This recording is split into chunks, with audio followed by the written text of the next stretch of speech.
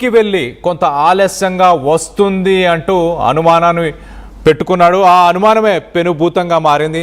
6 నెలల క్రితం హైదరాబాద్కు వచ్చారు.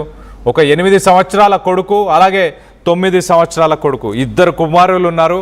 తేజస్వి నగర్లో ఆ రైట్ సైడ్ బాక్స్లో కనిపిస్తున్న అపార్ట్మెంట్లోనే ఈ కోమలి దంపతులు ఇద్దరు కూడా అక్కడే ఉంటున్నారు. కోమలి అపార్ట్మెంట్లో ఒక పని మనిషిగా పని చేస్తుండగా మరి అవినాష్ ఆటో డ్రైవర్గా పనిచేస్తున్నాడు. పని నుంచి కోమలి రోజు మరి ఆలస్యంగా ఇంటికి వస్తుందంటూ అనుమానం పెంచుకొని నిన్న రాత్రి సమయంలో గొడవకు దిగారు. కొంతకాలంగా వారిద్దరి మధ్య గొడవలు జరుగుతూనే ఉన్నాయి. నిన్న రాత్రి సమయంలో తెల్లవారుజామున దాకా ఆ గొడవ కంటిన్యూ అవుతూనే వచ్చింది. మత్తులో ఉన్న అవినాష్కి కోమలితో మరోసారి గొడవ అయింది. కోపంతో కోమలిపై కత్తితో దాడి చేశాడు భర్త అవినాష్. మరి అదే సమయంలో పెద్ద కొడుకు అమ్మను చంపొద్దు అంటూ నాన్నని ఎంత బ్రతిమిలాడినా కూడా అస్సలు ఎంత వేడుకున్నా కూడా పట్టించుకోకుండా అవినాష్ మాత్రం తన భార్య పైన దాడిని కొనసాగించాడు. భార్య తప్పించుకొని పారిపోయేందుకు ప్రయత్నం చేస్తే రోడ్డుపై వెంబడించి మరి ఒక స్క్రూ డ్రైవర్తో ఆ భర్త అవినాష్ అతి దారుణంగా కిరాతకంగా ఆ భార్య కోమలిని పొడిచి మరి చంపేసినట్టు తెలుస్తుంది.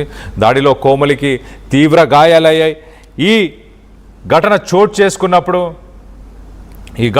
చేసుకున్నప్పుడు అపార్ట్మెంట్లో ఉన్న వాసులందరూ కూడా బయటకు వచ్చి కొంత కాపాడే ప్రయత్నం చేశారు. తనని హాస్పిటల్కి తీసుకెళ్లే ప్రయత్నం చేశారు. కానీ అప్పటికే కోమలి మృతి చెందింది.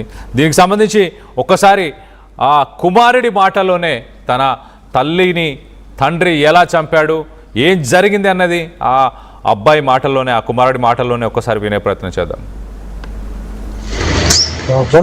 रात में सोने 3 बजे तक सोने नहीं थे, झगड़ा करे। पापा को गुस्सा आया, तो फिर रात में एक्टिंग कर रहे थे सोने की। फिर पूरा को उठ के शुरू कर दिए। पूरा वो जीप है ना, जीप ये पूरा काट दिए, एक पूरा शरीर काट के बाहर भाग गई। तो मम्मी बोले पापा को, पापा छोड़ दो, थोड़ी सी सांस लेने दो। पापा ने जैसे छोड़ा मम्मी को, तो मम्मी ऐसी भागी और डोर खोल के सीधा बाहर भागी। तो पापा ने गिलास लेके उन मम्मी को नीचे गिर गई। फिर वहाँ से रॉड लेके रॉड खुपसाया पेट में, और रॉड खुपसाया पेट में, फिर चाकू लेके खुपसाया, फिर स्क्रू ड्राइवर फिर खुपसाया, फिर उसके बाद हॉस्पिटल लेके आया एम्बुलेंस में लेके आया। तो ऑपरेशन करते ही थोड़े 5 मिनट हो गया। रात में सोने 3 बजे तक सोने नहीं थे, झगड़ा करे। पापा को गुस्सा आया, तो फिर रात में एक्टिंग कर रहे थे सोने की। फिर पूरा को उठ के शुरू कर दिए। पूरा वो जीप है ना, जीप ये पूरा काट दिए, एक पूरा शरीर काट के बाहर भाग गई। तो मम्मी बोले पापा को, पापा छोड़ दो, थोड़ी सी सांस लेने दो। पापा ने जैसे छोड़ा मम्मी को, तो मम्मी ऐसी भागी और डोर खोल के सीधा बाहर भागी। तो पापा ने गिलास लेके उन मम्मी को नीचे गिर गई। फिर वहाँ से रॉड लेके रॉड खुपसाया पेट में, और रॉड ఆ పెద్ద కొడుకు అసలు ఏం జరిగిందన్న విషయాలు చెప్పే ప్రయత్నం చేశాడు చాలా క్లియర్గా. రాత్రి వాళ్ళమ్మ కొంత ఆలస్యంగా ఇంటికి వచ్చిందంట. అపార్ట్మెంట్లోనే పనిచేస్తుంది. ఎవరో ఒక ఇంట్లో మరి కొంత సమయం అయిందా, అక్కడ టీవీ చూస్తూ వాళ్ళతో పాటు కూర్చుందా, లేకపోతే వాళ్ళతో భోజనం చేసిందా, వాళ్ళతో మాట్లాడుతూ ఉందా తెలియదు. కానీ అపార్ట్మెంట్లోనే ఉంది. కానీ కొంత ఆలస్యంగా ఇంటికి వచ్చింది. అప్పటికే కోమలి ఆలస్యంగా వచ్చిన సమయానికి భర్త అవినాష్ మద్యం సేవించి ఉన్నాడు. సో వచ్చిన తర్వాత అవినాష్ మొదటగా కోమలిని కొంచెం కోపపడ్డాడంట. ఎందుకు ఆలస్యంగా వచ్చావు అది తిట్టే ప్రయత్నం చేశాడంట.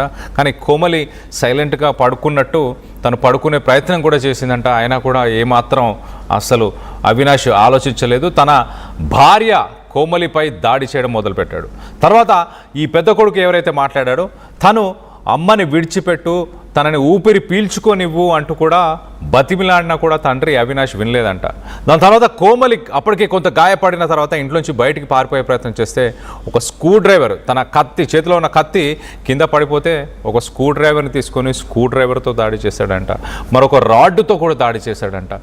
సో దాని తర్వాత అక్కడ అపార్ట్మెంట్లో ఉన్న వ్యక్తులందరూ కూడా అక్కడికి చేరుకొని కోమలిని హుటాహుటిన హాస్పిటల్కి తరలించే ప్రయత్నం చేశారు, కానీ అప్పటికే జరగాల్సిన నష్టం జరిగిపోయింది. దీనికి సంబంధించి ఒక్కసారి లేటెస్ట్ అప్డేట్ కూడా తీసుకునే ప్రయత్నం చేద్దాం. మా ప్రతినిధి నిర్మల అందుబాటులో ఉన్నారు, నిర్మలతో మాట్లాడి తెలుసుకునే ప్రయత్నం చేద్దాం. నిర్మల, చెప్పండి, what is the latest update? ప్రస్తుతానికి అవినాష్ని పోలీసులు